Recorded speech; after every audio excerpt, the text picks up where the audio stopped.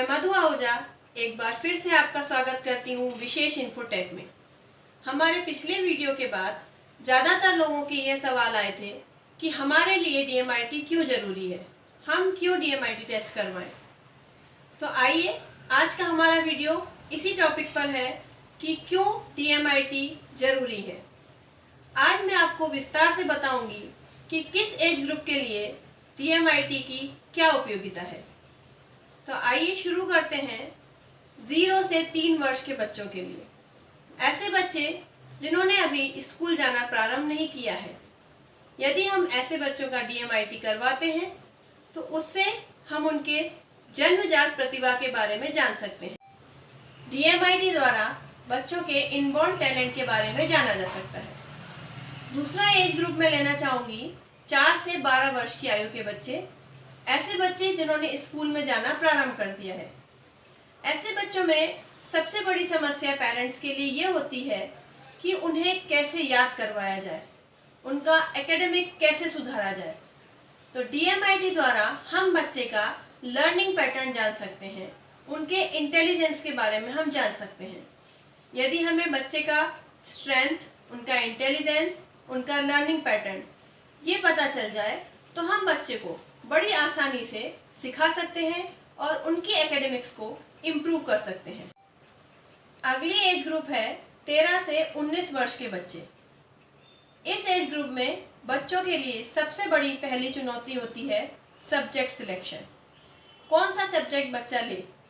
Subject का selection बच्चा किस आधार पर करता है, या तो वो पेरेंट्स के कहने पर सब्जेक्ट चूज करता है, या फिर वो ये देखता है कि किस सब्जेक्ट में उसके ज़्यादा मार्क्स आ रहे हैं, वो सब्जेक्ट वो चूज कर लेता है, या फिर वो देखता है कि मेरे फ्रेंड सर्कल में कौन सा सब्जेक्ट लिया जा रहा है, वो सब्जेक्ट वो ले लेता है। बट क्या ये सब्जेक्ट सिलेक्शन का सही तरीका है? अगर नंबर के बेस पे वो सब्जेक्ट लेता है तो हो सकता है उसके नंबर इसलिए ज़्यादा आए हैं कि उसने उस सब्जेक्ट में ज़्यादा मेहनत की थी या पेपर थोड़ा इजी आया था, तो ये गलत तरीका है। यदि वो अपने पेरेंट्स के कहने पर सब्जेक्ट चूज करता है तो हो सकता है वो आगे चलकर उस सब्जेक्ट को अच्छी तरह से हैंडल ना कर सके, और बाद में आपने देखा है जैसे कि सुसाइड जैसी समस्याएं सामने आती हैं, क्योंकि बच्चे के पेरेंट्स की उम्मीदें बहुत ज़्यादा होती हैं और बच्चा चूँकि उस सब्जेक्ट को हैंडल नहीं कर पाता है और उम्मीदों को भी नहीं झेल पाता है, और इस वजह से वो आत्महत्या जैसे कदम उठा लेता है। तीसरा, अपने फ्रेंड सर्कल को देखकर वो सब्जेक्ट का सिलेक्शन करता है। तो ज़रूरी नहीं है कि बच्चे के फ्रेंड्स ने जो सब्जेक्ट लिया हुआ है वो सब्जेक्ट बच्चे के लिए भी सही है। तो आखिर क्या तरीका है जिससे बच्चा सही सब्जेक्ट का सिलेक्शन कर सके? तो उसके लिए सबसे अच्छा तरीका है DMIT। DMIT के द्वारा हमें ये पता चलता है कि बच्चे का ब्रेन कौन से सब्जेक्ट के लिए परफेक्ट है।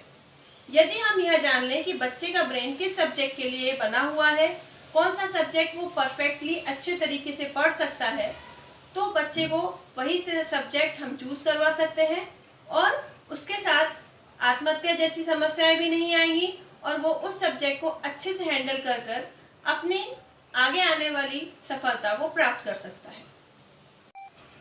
दूसरा, इस एज ग्रुप में बच्चे टीनेज में होते हैं, जिसके कारण बच्चों को भावनात्मक सपोर्ट चाहिए रहता है।